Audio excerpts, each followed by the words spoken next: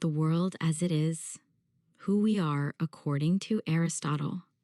He spent 20 years in Plato's academy, absorbing everything, and then he disagreed with almost all of it. He brought the forms back down from the heavens and put them inside the things themselves. He said the soul was not imprisoned in the body, but was the body's form, what the body does when it is fully alive. He said the good life was not the ascent to the eternal, but the flourishing of the specific, mortal, social, political, embodied animal that the human being actually is. He was right about most of it, and the world has not fully caught up. The image that has organized the reception of Plato and Aristotle since the Renaissance, since Raphael painted them together in the school of Athens, Plato pointing upward toward the heavens, Aristotle gesturing downward toward the earth, is a simplification and is also, as simplifications sometimes are, entirely accurate. Plato's philosophy is oriented toward the transcendent, toward the forms that exist beyond the sensory world, the soul that existed before the body and will survive it, the good that illuminates reality as the sun illuminates the visible world. Aristotle's philosophy is oriented toward the immanent, toward the forms that exist in the things themselves, the soul that is the form of the living body, the good that is achieved not in the vision of an eternal archetype, but in the flourishing of a specific mortal life in a specific human community. The difference is not merely a difference of emphasis. It is a difference of fundamental orientation toward reality, toward what is most real, what most deserves philosophical attention, what the human being's relationship to the rest of what exists actually is. Plato looked up. Aristotle looked at the thing in front of him. Both gestures were, in their different ways, acts of philosophical seriousness. The consequences of the difference have organized Western thought for 2,500 years. Aristotle was born in 384 BCE in Stagira, in the Chalcidice Peninsula of northern Greece. His father was the physician to the Macedonian royal court, and the influence of the biological sciences, the habit of careful, systematic observation of living things in their specific particularity, runs through his philosophy as thoroughly as the mathematical sciences run through Plato's. He arrived at the academy at 17 and stayed for 20 years, until Plato's death in 348 or 347 BCE, to 347 TE when he left Athens. In 335 BCE, he returned to Athens and founded his own school, the Lyceum, where he taught and wrote for the remaining 12 years of his life. When Alexander died in 323 BCE and the anti-Macedonian reaction in Athens made his position dangerous, he left the city saying, according to a tradition that may be apocryphal but is philosophically perfect, that he would not allow Athens to sin against philosophy twice. He died in Chalcis the following year, at 62. What he left behind is staggering in its range and in its influence. Works on logic, physics, biology, psychology, metaphysics, ethics, politics, rhetoric, and poetics. The logical writings organize Western philosophical method for 2,000 years. The biological writings constitute the founding documents of the science. The ethical and political writings shaped the moral philosophy of the Christian Middle Ages through Aquinas' great synthesis, and continue to organize the most productive currents in contemporary moral philosophy. He's not merely the most influential philosopher who ever lived. He is, in certain disciplines, simply the founder, the person without whose work the discipline as we know it does not exist. Against the forms, bringing reality back to earth. The first and most fundamental move Aristotle makes against Plato is the critique of the theory of forms, and it is a critique of such decisive force that the theory of forms, as Plato stated it, has never quite recovered. The core of the objection, the third man argument, which Plato himself had already worried about in the Parmenides, is as follows. Plato introduces the forms to explain what particular things have in common. The form of beauty explains what all beautiful things share, but the relationship between the form of beauty and the particular beautiful things is itself a relationship that requires explanation. What do the form of beauty and the beautiful things share that makes them all beautiful? A further form, a third man, as the argument came to be called, and then a further one, and so on without end. The forms do not explain the particulars. They generate an infinite regress. But Aristotle's objection goes deeper than the logical problem. The forms, he argues, are explanatorily useless even if they exist. They are supposed to be the causes of the particular things of the sensory world, the reason why things are what they are. But a separately existing eternal archetype cannot cause the existence of a particular temporal instance. The form of beauty does not make anything beautiful. The form of horse does not make anything a horse. The forms are, in the most precise philosophical sense, inert. They sit in their eternal heaven, and the sensory world goes on without them, borrowing nothing from their supposed authority. What Aristotle proposes instead is that the form, not the Platonic form, but the Aristotelian form, immanent rather than transcendent, is in the thing itself. The form of the horse is not a separately existing eternal archetype, but the organization, the structure, the specific way of being that makes this particular animal a horse rather than a dog or a stone.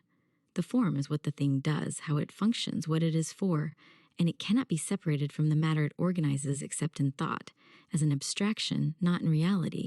This is a revolution in the history of philosophy, conducted with the calm thoroughness of someone who has thought through the alternative position with complete seriousness and found it wanting. Aristotle is not dismissing Plato. He is correcting him, taking the genuine insight of the theory of forms, that there is something more to the identity of a thing than its current sensory properties, that what a thing is involves its form as well as its matter, and removing the part of the theory that generates the problems, the separate existence, the transcendence, the sunlit realm of eternal archetypes. The result is a world that is genuinely real in itself, not a shadow world of appearances that imperfectly reflects a more real world beyond it, but the world itself, the only world there is, fully real and fully knowable in its own right. This is not a reduction of philosophy's ambitions. It is a redirection of them, from the world behind the world toward the world as it actually is, in all its specific, various, mortal, changing particularity. The four causes. Why things are what they are.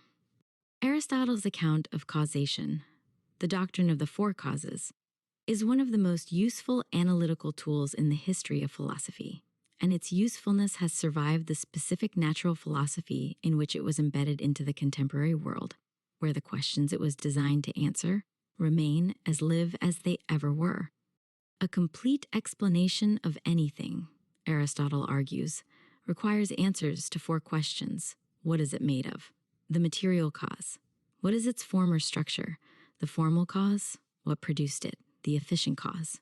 What is it for? The final cause. For a bronze statue, the material cause is the bronze. The formal cause is the shape, the form that the bronze has been given. The efficient cause is the sculptor. The final cause is the purpose the statue serves. Commemoration, worship, aesthetic pleasure. All four are genuinely causal. All four are part of a complete explanation of why this statue exists and is what it is, and any account that leaves one out is incomplete. The most philosophically contentious of the four causes, and the one that marks the deepest difference between Aristotelian and modern scientific explanation, is the final cause, the explanation in terms of purpose or end. Modern science, in its Newtonian and post-Newtonian forms, operates without final causes.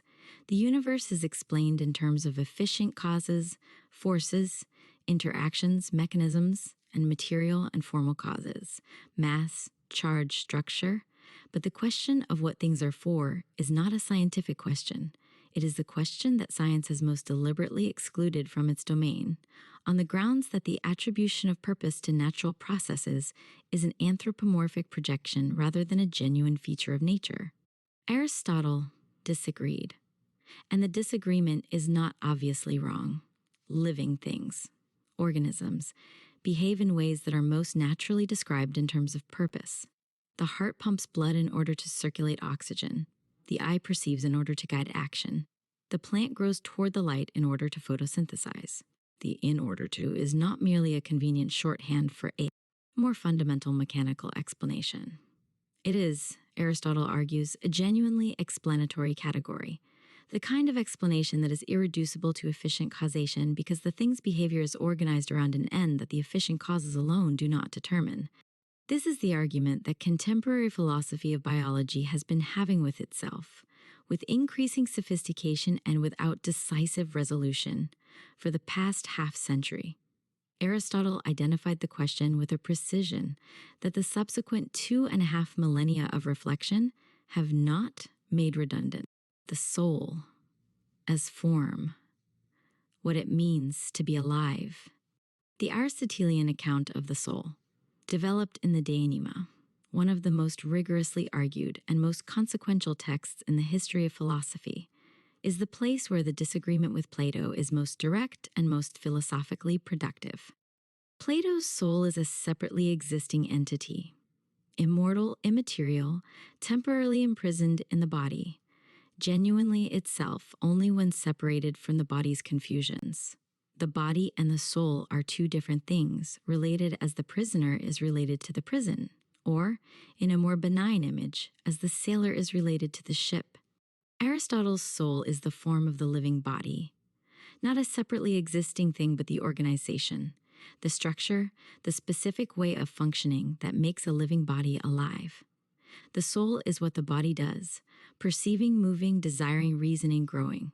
The relationship between the soul and the body is not the relationship between the prisoner and the prison, but the relationship between the shape of an axe and the iron it is made of, the form and the matter of a single thing, inseparable except in thought. If the eye were an animal, Aristotle writes, with the concise clarity that marks his best thinking, sight would be its soul.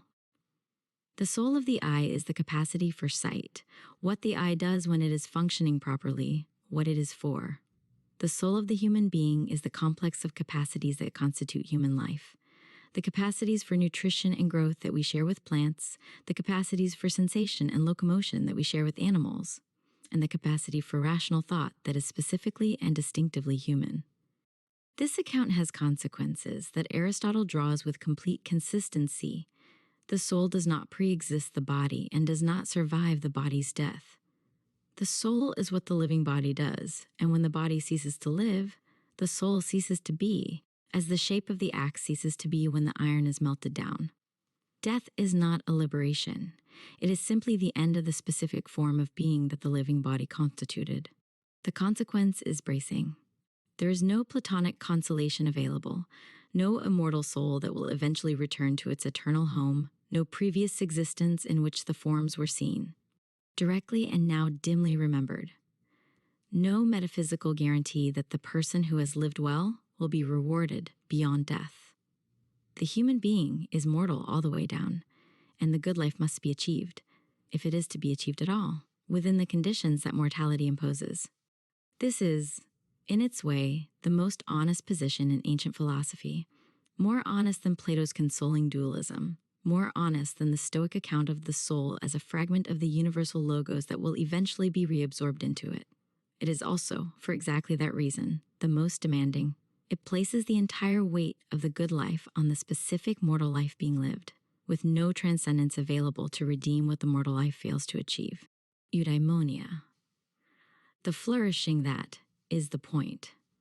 The central concept of Aristotle's ethics is eudaimonia, usually translated as happiness, but better translated as flourishing, as the full actualization of the human being's characteristic capacities, as the specific kind of living well that is available to the specific kind of being that the human being is. The Nicomachean Ethics, named for his son Nicomachus, and either dedicated to him or edited by him after Aristotle's death, opens with one of the most commanding first sentences in the philosophical tradition. Every art and every inquiry, and similarly every action and pursuit, is thought to aim at some good, and for this reason the good has rightly been declared to be that at which all things aim. The argument that follows, that every action aims at some good, that the goods form a hierarchy, that at the top of the hierarchy must be a good that is desired for its own sake and not for the sake of anything else, identifies eudaimonia as the highest good, the thing that everyone desires as an end in itself, and that all other goods are pursued in order to achieve or contribute to. Wealth is not desired for its own sake, but for what it enables.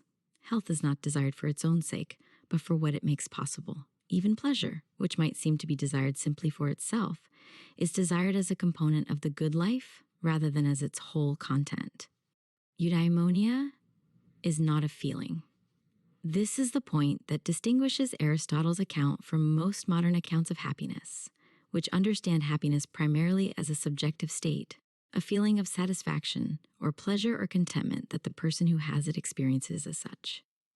Eudaimonia is an activity, the activity of living and faring well, of actualizing the characteristic human capacities and the conditions that allow their fullest expression. It is something the human being does, not something she has or feels. The characteristic human capacity, the capacity that, actualized, constitutes the distinctively human form of flourishing, is rational activity, not rational calculation, not the efficient pursuit of given ends, but the kind of rational engagement with the world that is characteristic of the fully developed human being, practical wisdom in the management of one's own life and relationships, theoretical wisdom in the investigation of the world's deepest structures, the virtues of character that allow reason to govern desire and emotion in the way that genuine human flourishing requires. Virtue is habit, the self that is made through practice. The Aristotelian account of virtue is the most practically useful contribution to moral philosophy in the ancient world, and its usefulness derives precisely from its refusal of the Platonic assumption that knowledge of the good automatically produces the good behavior. Plato had argued, following Socrates, that virtue is knowledge, that the person who genuinely knows what is good will automatically do what is good, and that wrongdoing is always a form of ignorance. This is an attractive position, and it has attracted defenders across 2,500 years. It is also, as Aristotle points out with characteristic directness, obviously false to the evidence of ordinary human experience. Everyone knows that excessive eating is bad for them. Most people overeat anyway. Knowledge of what is good is necessary for good action but not sufficient for it. Something else is required, something that Plato's account leaves out. What is required is the right character. The stable disposition to perceive situations accurately, to feel the appropriate emotions in the appropriate degree, and to act in the appropriate way.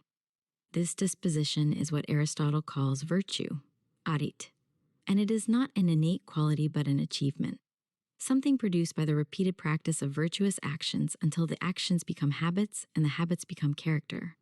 We become just by doing just acts, temperate by doing temperate acts, brave by doing brave acts. The sentence is simple and radical.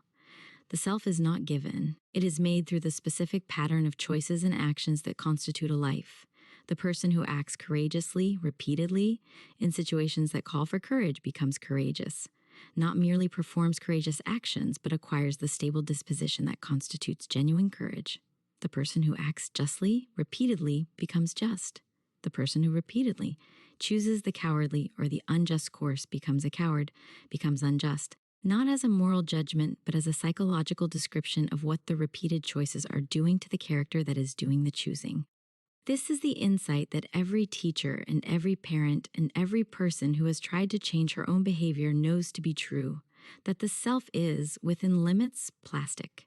That character is not fate, but the accumulated result of a lifetime of choices, and that the choices we make today are making the person who will make the choices tomorrow.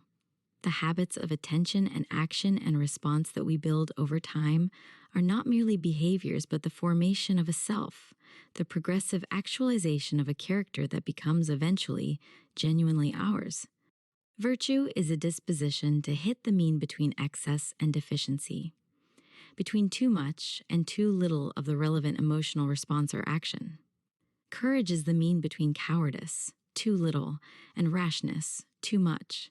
Generosity is the mean between miserliness and prodigality. The doctrine of the mean is not a counsel of mediocrity. It is not recommending the tepid, the timid, the half-hearted.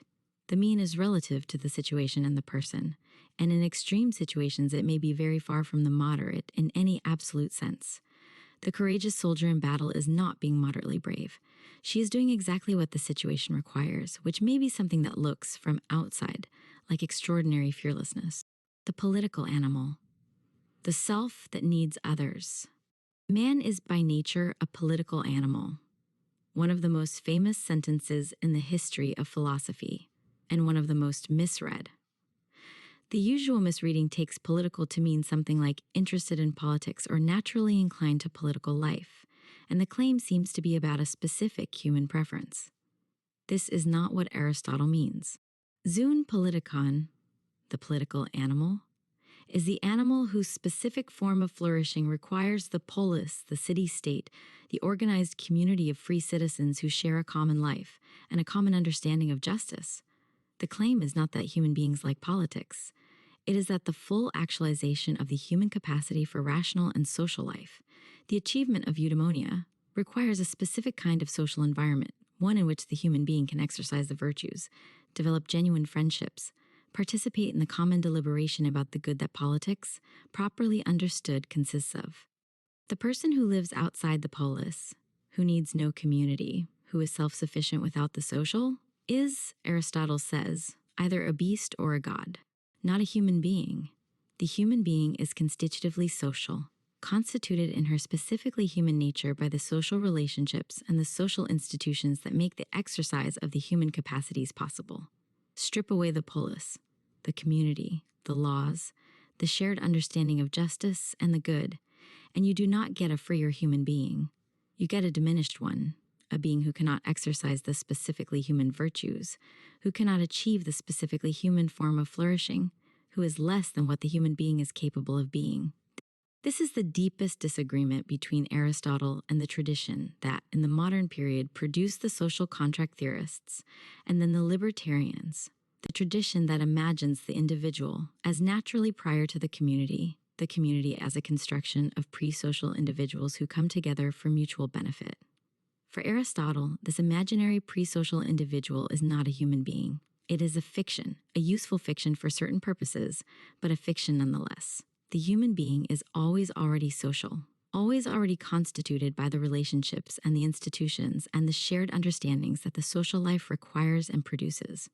Friendship, philia, is, in this context, not a private comfort but a social necessity, one of the conditions of eudaimonia, one of the specific forms through which the human being's social nature is most fully expressed. Aristotle distinguishes three kinds of friendship: friendships of utility, in which each values the other for the benefit she provides; friendships of pleasure, in which each values the other for the pleasure she gives; and friendships of virtue, in which each values the other for what the other genuinely is, for her character, her specific human excellence, the specific quality of the person who is the friend. Only the third kind is genuine friendship, and only the third kind contributes to eudaimonia, the friendship that is, as Aristotle says, another self, the relation in which I encounter in another person a mirror of my own best self, and in which each friend is, through the relationship, enabled to become more fully what she is capable of being. The contemplative life, the question that remains. The 10th book of the Nicomachean Ethics introduces a complication that the preceding 9 books have not quite prepared the reader for: the claim that the highest human life, the life that most fully achieves eudaimonia, is not the life of political participation and civic virtue that the rest of the ethics has been describing, but the life of contemplation, of the sustained, disinterested theoretical inquiry that the philosopher pursues. The contemplative life is the highest, because the capacity for theoretical reason is the highest human capacity, the capacity that most clearly expresses the divine element in human nature, the element that is most fully itself, when most fully engaged in the activity that is its own proper end. The person who lives the contemplative life most fully is the most fully human, in the sense of most fully actualizing the highest capacity that the human being possesses. The tension with the preceding books is real, and has generated enormous scholarly discussion.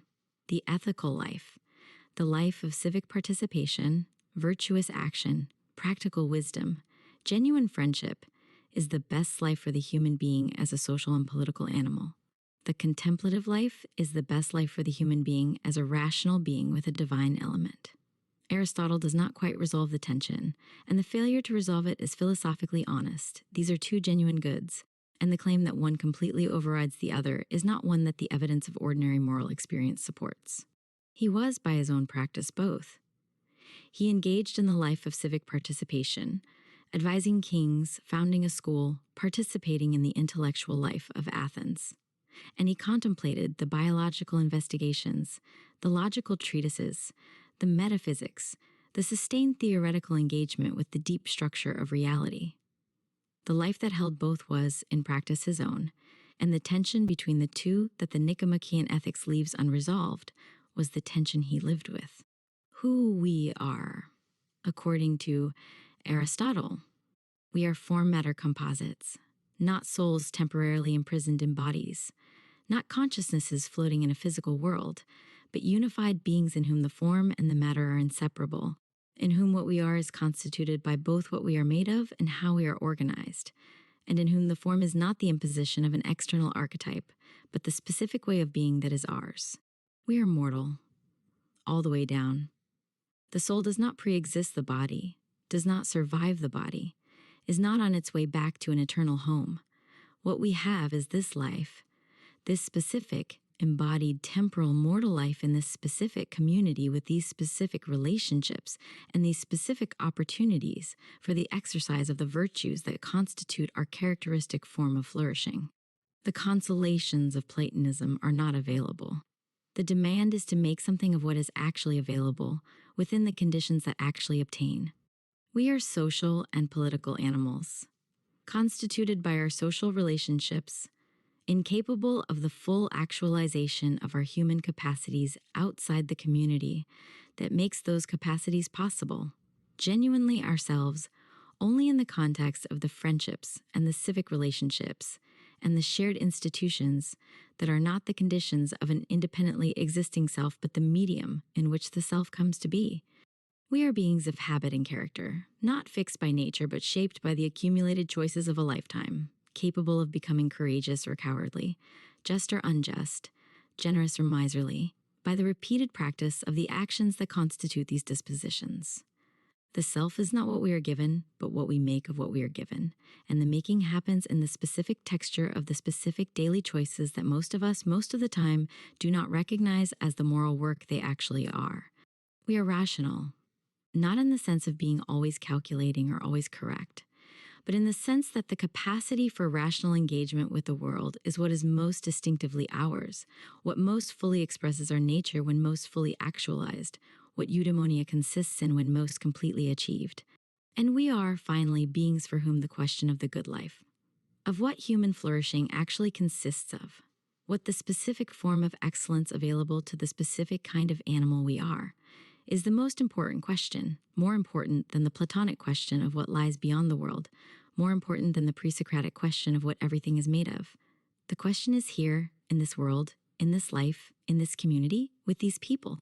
The answer is here too, if the attention is sufficient. Plato pointed upward. Aristotle gestured at the world in front of him. The world in front of him was sufficient for the inquiry, sufficient if attended to with the right quality of attention to reveal everything that needed to be known about what the human being is and what the human being is for.